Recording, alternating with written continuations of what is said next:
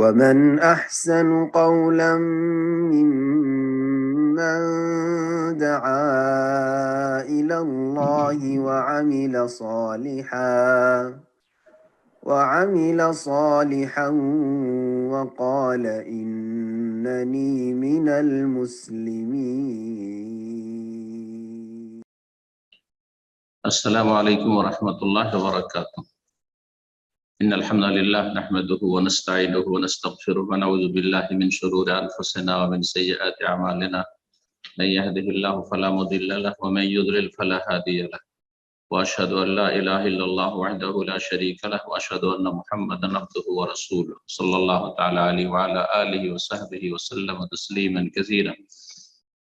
أما بعد.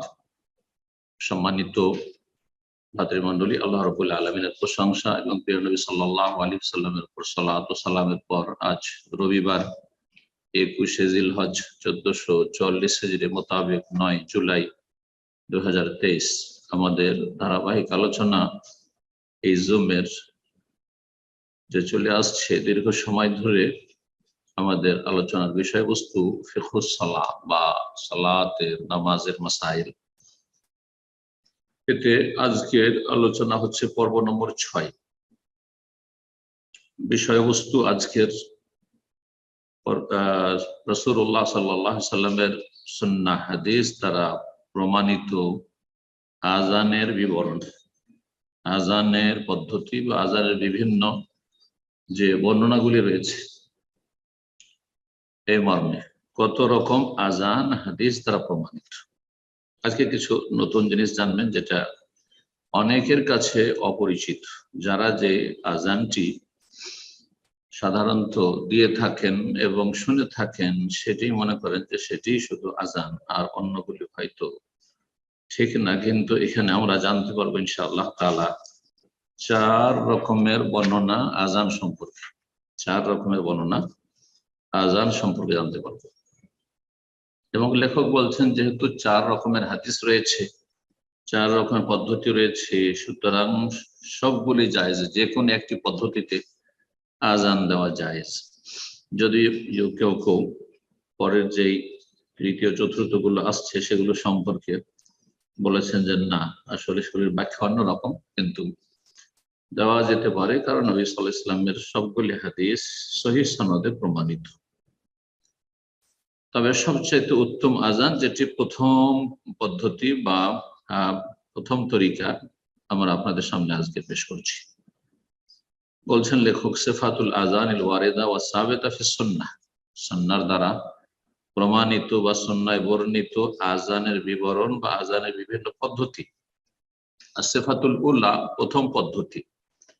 প্রথম পদ্ধতি হচ্ছে প্রসিদ্ধ আযান, যা বেলাল রাদিয়াল্লাহু তাআলা আযান বলে আমাদের কাছে সবার পরিচিত এবং জানা, যে নবী সাল্লাল্লাহু আলাইহি সাল্লামের মুয়াজ্জিন ছিলেন বেলাল রাদিয়াল্লাহু তাআলা। বেলাল রাদিয়াল্লাহু মুয়াজ্জিন, এটা সকল মুসলিম প্রায় যাদের সালাতের সাথে সম্পর্ক আছে তারা জানেন। কারণ মদিনায় নবী সাল্লাল্লাহু আলাইহি সাল্লামের তিনি শুরু থেকে শেষ পর্যন্ত হিজরতের পরে যে সময়কাল, তার পুরোটাতে তিনি মুখ্য মুয়াজ্জিন ছিলেন, যদিও তার ছাড়াও ইবনে উম্মে মাকতুম মুয়াজ্জিন ছিলেন। তো বলছেন আযান ও বেলাল রাদিয়াল্লাহু তাআলা, প্রথম পদ্ধতি হচ্ছে বেলাল রাদিয়াল্লাহু তাআলার আযান, আল্লাযী কানা ইউআযানু বিহি ফি আহদিন নবী সাল্লাল্লাহু আলাইহি ওয়াসাল্লাম, যে আযান তিনি নবী সাল্লাল্লাহু আলাইহি ওয়াসাল্লাম আমলে দিতেন। ওয়া হুয়া 15 জুমলাহ, আর তাতে 15টি বাক্য রয়েছে। বেলাল রাদিয়াল্লাহু আযানে 15টি বাক্য রয়েছে। আল্লাহু আকবার 4 বার, আল্লাহু আকবার আল্লাহু আকবার আল্লাহু আকবার আল্লাহু আকবার 4 বার হয়ে গেল। আশহাদু আল্লা ইলাহা ইল্লাল্লাহ আশহাদু আল্লা ইলাহা ইল্লাল্লাহ 2 বার। আশহাদু আন্না মুহাম্মাদার রাসূলুল্লাহ আশহাদু আন্না মুহাম্মাদান রাসূলুল্লাহ 2 বার, 8 বার হয়ে গেল। হাইয়া আলাস সালাহ হাইয়া আলাস সালাহ 2 বার, 10 হয়ে গেল। হাইয়া আলাল ফালাহ হাইয়া আলাল ফালাহ 12 হয়ে গেল। আল্লাহু আকবার আল্লাহু আকবার 14, আর শেষে একবার লা ইলাহা ইল্লাল্লাহ, কালিমাত তাওহীদ। এ হচ্ছে সবচেয়ে বেশি প্রসিদ্ধ আযান এবং মামুল বিহি আযান, যার উপর অধিকাংশ মুসলিম উম্মার মসজিদের যে আজান চলে আসছে। দ্বিতীয় পদ্ধতি বলছেন আসিফাতুস সানিয়া, দ্বিতীয় পদ্ধতি আজানের, আজান আবি মাহজুরা রাদিয়াল্লাহু তাআলা, আবু মাহজুরা রাদিয়াল্লাহু তাআলা আজানের পদ্ধতি। আবু মাহজুর রাদিয়াল্লাহু তাআলা যুবক ছেলে ছিলেন। মক্কা বিজয়ের সময় শুনলেন নবী সাল্লাল্লাহু আলাইহি ওয়াসাল্লাম যে তার কণ্ঠ তো খুব সুন্দর, তখন তাকে ডেকে মুয়াজ্জিন বানিয়ে দিলেন। তাতে 19টি বাক্য রয়েছে, ওয়াহুয়া 19 জুমলা, তাতে 19টি বাক্য রয়েছে। 19টি কি করে, 15টি বেলাল রাদিয়াল্লাহু তাআলা বাক্যে যে রয়েছে 15টি, আর তার সাথে আর 4টি বলছেন যে জুমল আত-তাকবীর আরবান ফি আউয়ালিহি মা আত-তারজিহ, প্রথম 4টি তাকবীর আর তারপরে তারজির সাথে আশহাদু আল্লা ইলাহা ইল্লাল্লাহ, আশহাদু আল্লা ইলাহা ইল্লাল্লাহ আস্তে করে, আর তারপরে জোরে, এই আশহাদু আন্না মুহাম্মাদুর রাসূলুল্লাহ, আশহাদু আন্না মুহাম্মাদুর রাসূলুল্লাহ আস্তে করে, আর তারপরে জোরে। যেমন হাদিস আসছে, হাদিসটি আমরা দেখে নিই। হাদিস সুনানে আবু দাউদ এবং তিরমিজিতে রয়েছে, হাদিসটি সহিহ। পক্ষান্তরে বেলাল রাদিয়াল্লাহু তাআলা আযান সহিহ বুখারীতে রয়েছে, সহিহ বুখারীতে রয়েছে, অন্যান্য সহিহ মুসলিমে রয়েছে, অন্যান্য হাদিসের কিতাব, প্রায় হাদিসের কিতাব রয়েছে। তো আবু মাহজুরা রাদিয়াল্লাহু তাআলা থেকে যে বর্ণিত আযানের পদ্ধতি, তিনি নিজে বর্ণনা করেছেন, বলছেন আলকা আলাইয়া রাসূলুল্লাহ সাল্লাল্লাহু আলাইহি ওয়াসাল্লাম আত-তাযিন হুয়া বিনাফসি, রাসূলুল্লাহ সাল্লাল্লাহু আলাইহি ওয়াসাল্লাম স্বয়ং আযানের বাক্যগুলি আমাকে শিখিয়ে দিলেন, আমার উপর নিক্ষেপ করলেন, আলকা নিক্ষেপ করলেন মানে শিখিয়ে দিলেন, এক একটি করে বলছেন আর বলছেন তুমি এই আমি যা বলছি তুই বল।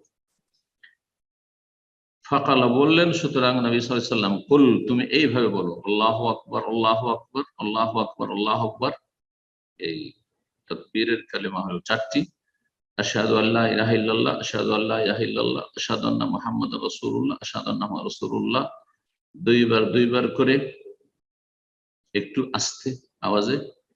কাল সুম্মার যে, নবী সাল্লাল্লাহু আলাইহি ওয়াসাল্লাম বললেন যে তারপরে পুনরায় ফিরো সেই বাক্যগুলোর দিকে, আশহাদু আল্লা ইলাহা ইল্লাল্লাহ এবং আশহাদু আন্না মুহাম্মাদুর রাসূলুল্লাহ দিকে।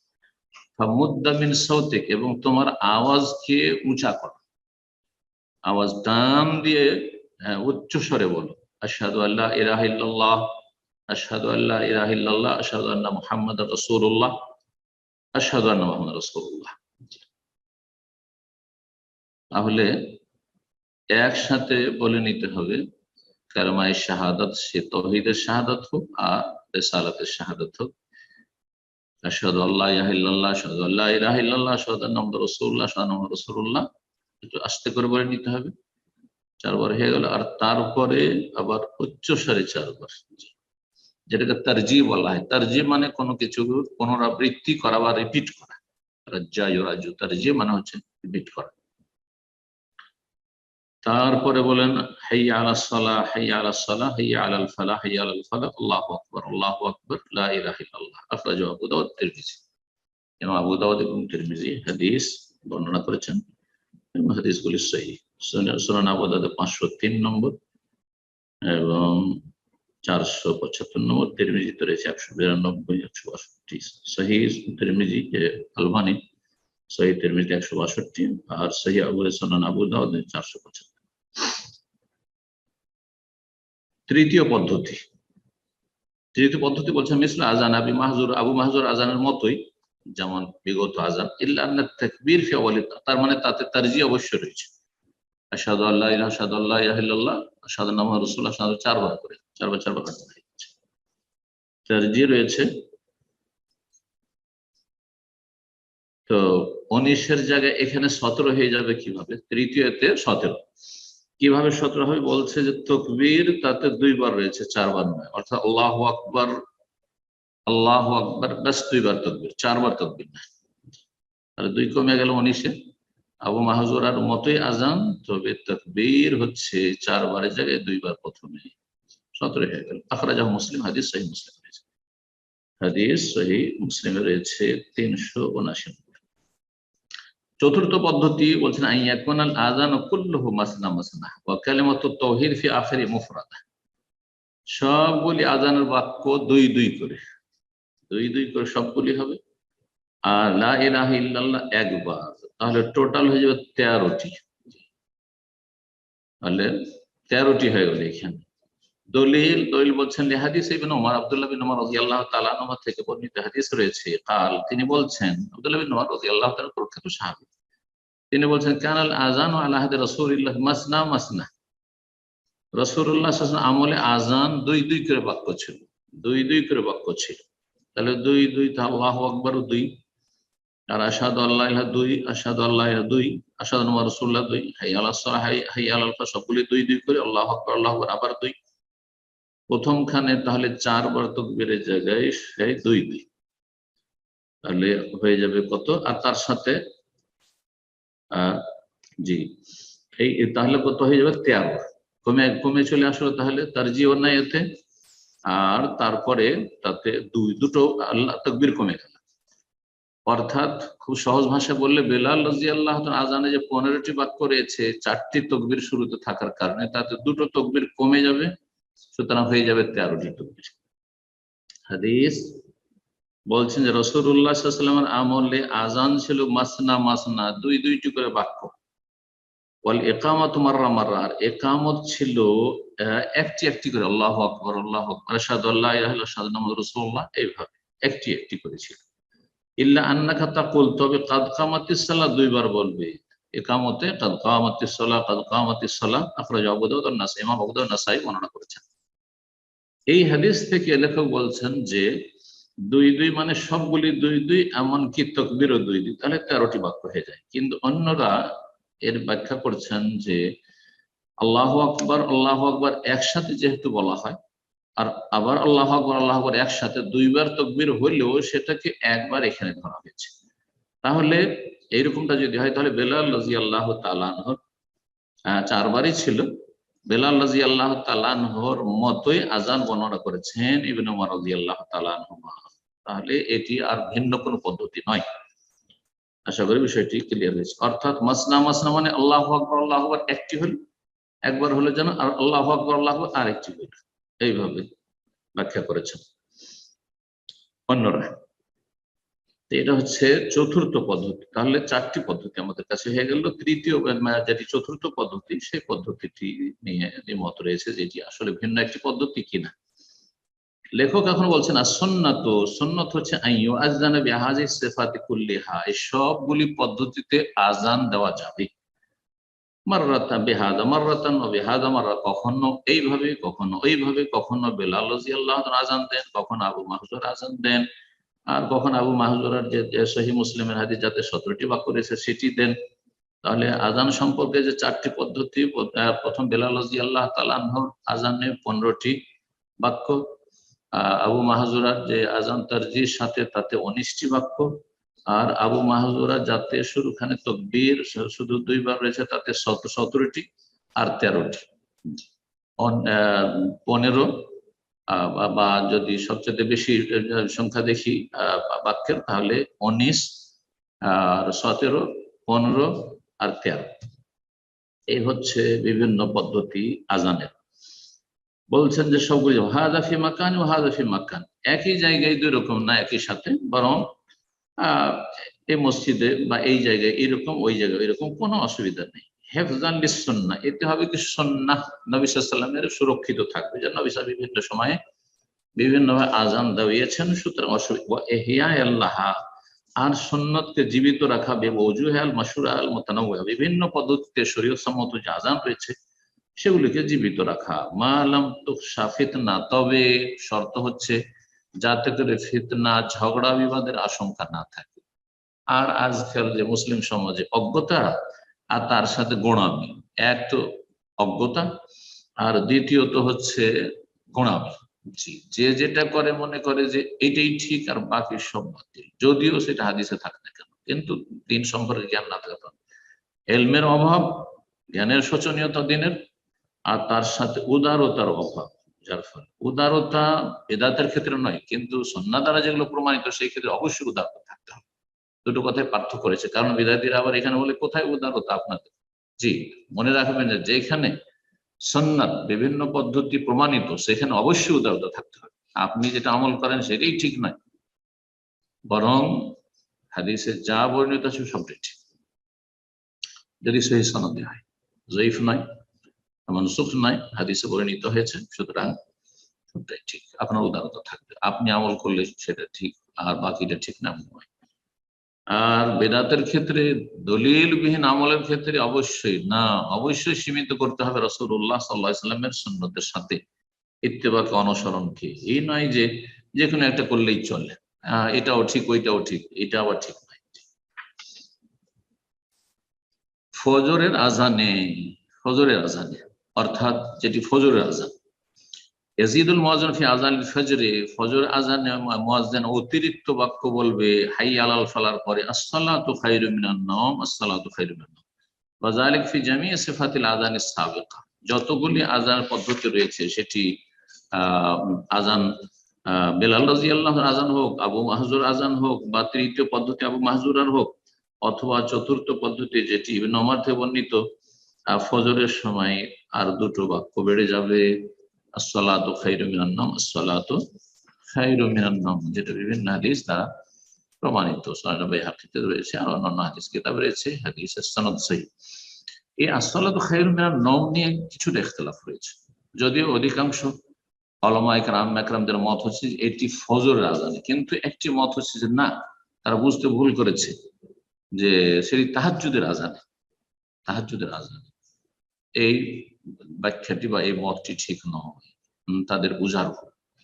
কারণ আসসালাতু খায়রুম মিনান নাওম, নামাজ বা সালাত ঘুমের চাইতে, নিদ্রার চাইতে উত্তম। এটা ফরজ সালাতের চাইতে, ফরজ সালাত ঘুমের চাইতে উত্তম, ফরজ নামাজ ঘুমের চাইতে উত্তম, এটা নিঃসন্দেহে সর্ব অবস্থায়। আপনি সুস্থ থাকেন, অসুস্থ থাকেন, আর আপনি ক্লান্ত থাকেন, সফরে থাকেন, আর আপনি বাড়িতে থাকেন, যে কোনো পরিস্থিতি, সুখে থাকেন, দুঃখে থাকেন, যে কোনো অবস্থায় শান্তিতে থাকেন, অশান্তিতে থাকেন, আসসালাতু খায়রুম মিনান নাওম, ঘুমের চাইতে উত্তম হচ্ছে ফরজ সালাত। কিন্তু নফল সালাতের ক্ষেত্রে উলামায়ে কেরাম বলেছেন যে নফল সালাত সব সময় ঘুমের চাইতে উত্তম নয়, বরং কখনো কখনো ঘুম নফল সালাতের চাইতে উত্তম। যেমন তাহাজ্জুদের সালাত, আপনি বলবেন যে তাহাজ্জুদের আযানে এটা বলবো, তো তাহাজ্জুদের নামাজ এমন এক ব্যক্তির জন্য যার দিনে হার্ট ডিউটি রয়েছে, অথবা যার ঘুম পুরা হয়নি, চোখ বন্ধ হয়ে আসছে, কোনো কিছু সে উপলব্ধি করছে না, আর বলবেন যে আসসালাতু খায়রুম, আপনার তোমার তাহাজ্জুদ পড়া ঘুমের চাইতে উত্তম। তার দিনে অনেক কাজ রয়েছে, অনেক ব্যস্ততা রয়েছে, সফর রয়েছে, রাত্রে একটু বিশ্রামের ঘুমিয়ে নেওয়ার প্রয়োজন রয়েছে, ঘুমে ঘাটতি রয়েছে, সুতরাং তখন ঘুম তাহাজ্জুদের চেয়ে উত্তম। এই কথাটি আমার নয়, এই কথাটি আল্লামা শেখ সালেহ ফৌজান হাফিজাহুল্লাহ, অন্যান্য আরো উলামায়ে কেরাম, শেখ বাজ রাহিমাহুল্লাহ সম্ভবত তিনিও বলেছেন। সুতরাং আমি বড় বড় উলামাদের থেকে নকল করছি যে আসসালাতু খায়রুম মিনান নাওম মানে আসসালাতুল ফরিদাতু বা মাফরুদাতু, আসসালাতুল মাকতুবাতু, ফরজ সালাত সর্বদা ঘুমের চাইতে উত্তম। বাকি সুন্নত নফল সালাত, তাহাজ্জুদের সালাতের চাইতে কখনো কখনো ঘুম উত্তম হতে পারে, সবসময় নয়। যার ঘুম হয়ে গেছে, মোটামুটি কাজ চালা ঘুম হয়েছে, তার জন্য তাহাজ্জুদ উত্তম, ঘুমের চাইতে, এতে কোনো সন্দেহ নেই। তারপরে লেখক বলছেন শুরুতু সিহাতিল আযান, আযানের বিশুদ্ধতার শর্তাবলী। আযান শুদ্ধ হওয়ার জন্য কি শর্ত রয়েছে, এখানে লেখক 10টি শর্ত উল্লেখ করেছেন। 1 নম্বর শর্ত হচ্ছে আইয়াকুনাল আযানু মুরাত্তাবান, আযান যেন সিরিয়ালি হয়, তরতিবের সাথে, পর্যায়ক্রমে হয়। যে বাক্যগুলি যেভাবে নবী সাল্লাল্লাহু আলাইহি ওয়াসাল্লাম শিখিয়ে দিয়েছেন মুয়াজ্জিনদেরকে, নবী সাল্লাল্লাহু আলাইহি ওয়াসাল্লাম বিলালকে, আবু মাহজুরকে, ওইভাবে, আগে পরে নয়।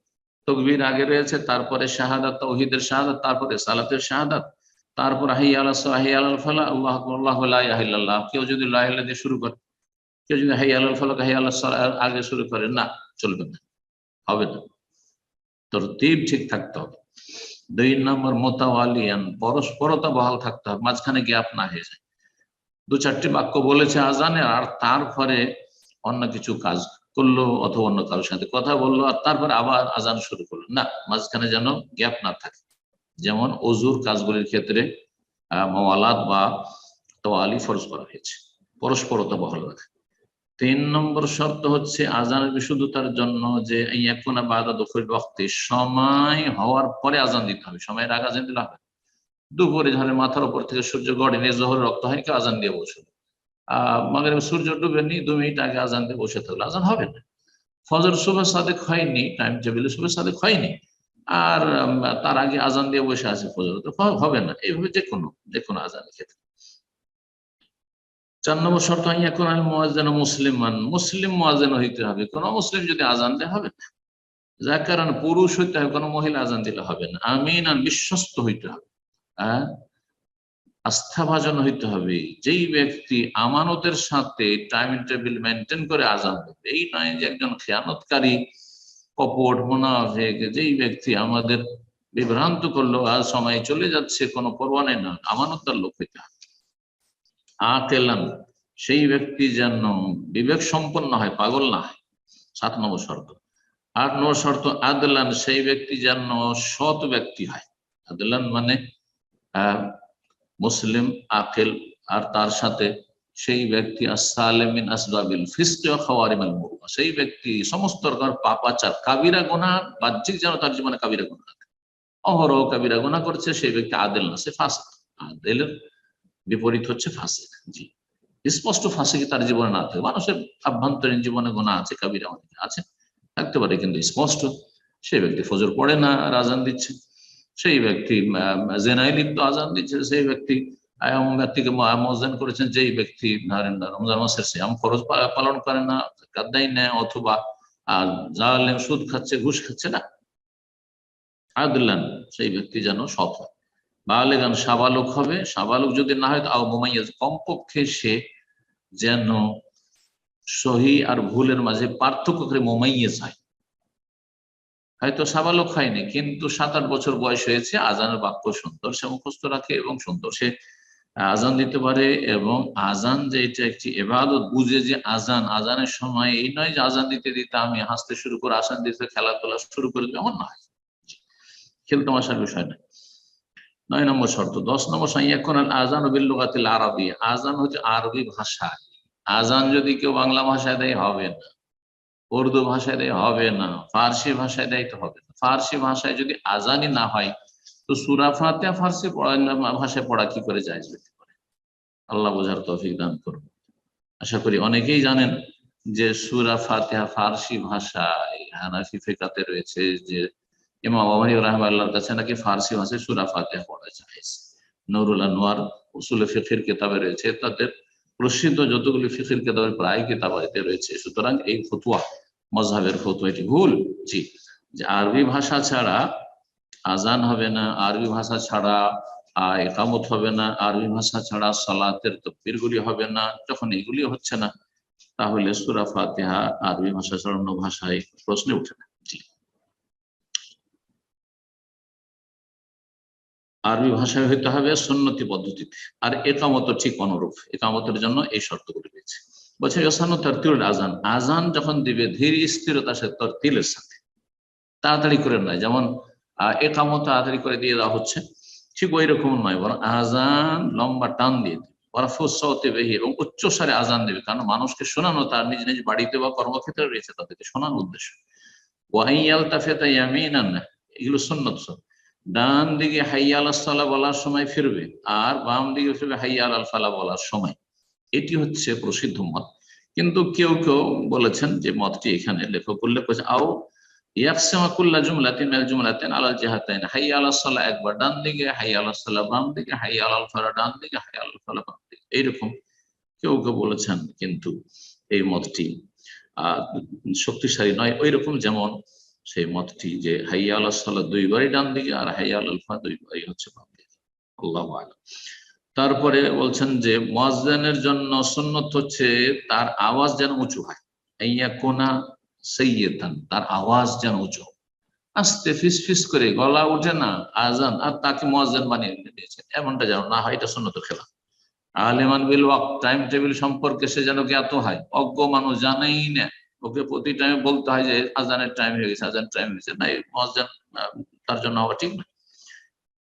কিবলামুখী আজান দিতে হবে, সুন্নাত। আর ওযু অবস্থায় আজান দেওয়া সুন্নাত, জরুরি নয়, বিনা ওযুতে আজান জায়েজ, কিন্তু সুন্নাত উত্তম হচ্ছে পবিত্রতায় ওযু করে আজান দাও, কায়েমান দাঁড়িয়ে আজান দাও সুন্নাত, ওয়াদিয়ান ইসবাইহিমা ফি উযুনাইহি দুই কানে দুই আঙ্গুল দিয়ে শাহাদাতের আঙ্গুল রেখে আজান দাও হালাল আজান আজান অবস্থায়, ওয়াইয়াযনা আলা মাকান মুরতাফি উঁচু জায়গায় আজান দেওয়া। কিন্তু আজকাল যেহেতু লাউড স্পিকার হয়ে গেছে সুতরাং উঁচু জায়গায় যদি নাও হয় কোনো অসুবিধা নেই, তবে যেখানে লাউড স্পিকার নাই সেখানে উঁচু জায়গায় আজান দেওয়াই হচ্ছে সুন্নাত। বলছেন যে লা ইউজিউল আযান ক্বাবলা দুখুলিল ওয়াক্তি ফি জামিই সালাতিল খামসে, পাঁচ ওয়াক্ত সালাতের সমস্ত সালাতে সময় শুরু হওয়ার আগে আজান দেওয়া যথেষ্ট নয়, হবেই না। ওয়ায়ুসান্নু আন ইউআযানা ক্বাবলাল ফজর বিকদরি মা ইয়াতাসাহারু সাইম, তবে ফজরের আগে একটি আজান দেওয়া সুন্নাত। এই আজানটি হচ্ছে সুন্নাত, যে আজানটিকে অনেকে তাহাজ্জুদের আজান বলে থাকেন, অনেকে সেটিকে সাহুরের আজান বলে থাকেন, সাহরি খাওয়ার আজান। এই আজানটি সুন্নাত। বলছেন যে সুন্নাত হচ্ছে যে ফজরের আগে এতটা আগে আজান দেবে বিকদরি মা ইয়াতাসাহারু সাইম, যাতে একজন রোজাদার যদি রোজা রাখতে চায় তাহলে সেই ব্যক্তি সাহরি করে নেবে, আলিয়ারজাল কায়েম। আর যদি কেউ তাহাজ্জুদ পড়ে সে তো তাহাজ্জুদ পড়ার জন্য প্রস্তুতি নেবে, অথবা তাহাজ্জুদ পড়ছিল তাহাজ্জুদ ছেড়ে দিয়ে সে সাহরি খাবে। ইস্তাইকাজুন নাম, যে ঘুমন্ত সে আগে ভাগে উঠে যাবে, আর ওঠার পরে সে তাহাজ্জুদ পড়বে। ইয়াখতামু মাইয়া তাহাজ্জুদ সালাতু বিল বিত্রে, আর যে আগে থেকে তাহাজ্জুদ পড়ছে তার যদি সাহরি খাওয়া না থাকে তাহলে সে বেতর পড়ার জন্য প্রস্তুতি নেবে, কারণ দ্বিতীয় আজান শুরু হয়ে গেলে বেতর পড়া তখন জায়েজ হবে না। ফাইদা তালা আল ফজর আযানা লিসালাতিস সুবহ, যখন শুভ সাদেক সত্যিকার যে ভোর ফজর হয়ে যাবে, ফজরের সময় হয়ে যাবে, তখন ফজরের সালাতের আজান দেবে। এখানেই আজকের আলোচনা শেষ করছি। এই আজান সম্পর্কে আল্লাহ রাব্বুল আলামিনের কাছে দোয়া করি আল্লাহ রাব্বুল আলামিন কবুল করেন এবং এই সমস্ত গুরুত্বপূর্ণ মাসাইল থেকে আমাদের সকলকে উপকৃত হওয়ার তৌফিক দান করেন। সাল্লাল্লাহু আলা নবিয়িনা মুহাম্মদ ওয়া আলা আলিহি ওয়া সাহবিহি আজমাইন।